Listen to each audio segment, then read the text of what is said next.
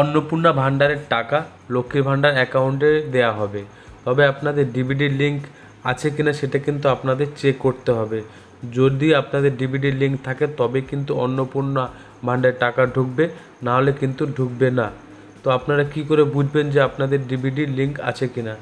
আজকের এই ভিডিওতে আমি আপনাদেরকে দেখাবো কিভাবে আপনারা দেখবেন যে আপনাদের ডিবিডি লিঙ্ক আছে কিনা। আপনি যদি এই চ্যানেলে নতুন হয়ে থাকেন, চ্যানেলটিকে সাবস্ক্রাইব করে পাশে থাকা বেল আইকনটি অবশ্যই প্রেস করে দেবেন। সরকারি প্রকল্পের সমস্ত তথ্য সবার আগে পাওয়ার জন্য চ্যানেলটি অবশ্যই সাবস্ক্রাইব করে দেবেন। তো আপনারা আপনাদের ফোনের গুগলটি ওপেন করবেন। আপনারা গুগলে এসে এখানে সার্চ করবেন NPCI দিয়ে এখানে সার্চ করবেন। সার্চ করলে এখানে যে প্রথম ওয়েবসাইটটি আছে এটার উপরে আপনারা ক্লিক করবেন। ক্লিক করে এখানে দেখবেন কাস্টমার, এই অপশানটির উপরে আপনারা ক্লিক করবেন। ক্লিক করে এখানে ভারত আধার এটার উপরে আপনারা ক্লিক করবেন। ক্লিক করে এখানে দেখবেন আধার, এই আধার ম্যাপ এটার উপর আপনারা ক্লিক করবেন। ক্লিক করে এখানে আপনারা আপনাদের আধার নম্বরটি বসাবেন।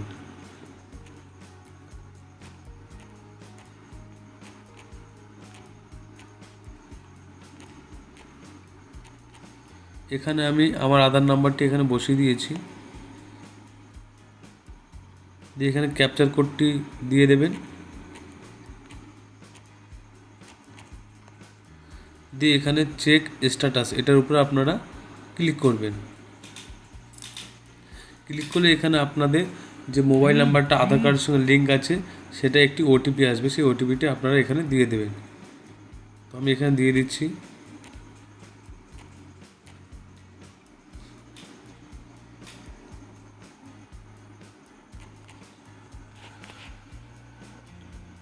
দিয়ে এখানে আপনারা কনফার্ম করবেন। কনফার্ম করলে এখানে দেখবেন, আপনারা দেখতে পাবেন ব্যাংক নেম। এখানে দেখুন আমার উজ্জীবন ব্যাংক কিন্তু আমার ডিবিডি লিঙ্ক করা আছে।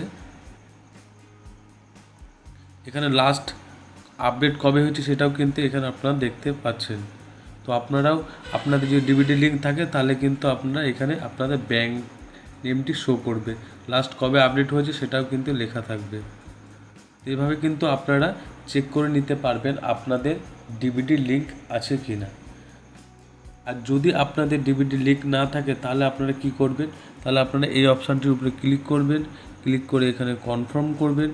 কনফার্ম করে আপনারা এই অপশানটির উপরে ক্লিক করবেন। ক্লিক করে এখানে সিলেক্ট ইওর ব্যাংক, আপনারা যে ব্যাংকে ডিবিডি লিঙ্ক করতে চান সেই ব্যাংকটি এখানে সিলেক্ট করবেন। সিলেক্ট করে এখানে একদম 3 নম্বর অপশানটি আপনারা সিলেক্ট করবেন। সিলেক্ট করে এখানে আপনাদের অ্যাকাউন্ট নাম্বারটি দিয়ে দেবেন। দিয়ে এখানে কনফার্ম অ্যাকাউন্ট নাম্বারটি দিয়ে দেবেন। দিয়ে এখানে চেকবক্সটি পূরণ করবেন। পূরণ করে এখানে আপনারা ক্যাপচার কোডটি দেবেন। ক্যাপচার কোড দিয়ে এখানে আপনারা সাবমিট করে দেবেন। সাবমিট করে দিলে কিন্তু আপনাদের যে ব্যাংকটি সিলেক্ট করেছে সেটাই কিন্তু ডিবিডি লিঙ্ক হয়ে যাবে। যদি ভিডিওটা দেখে একটু উপকারিত হন তাহলে চ্যানেলটিকে সাবস্ক্রাইব করে পাশে থাকবেন।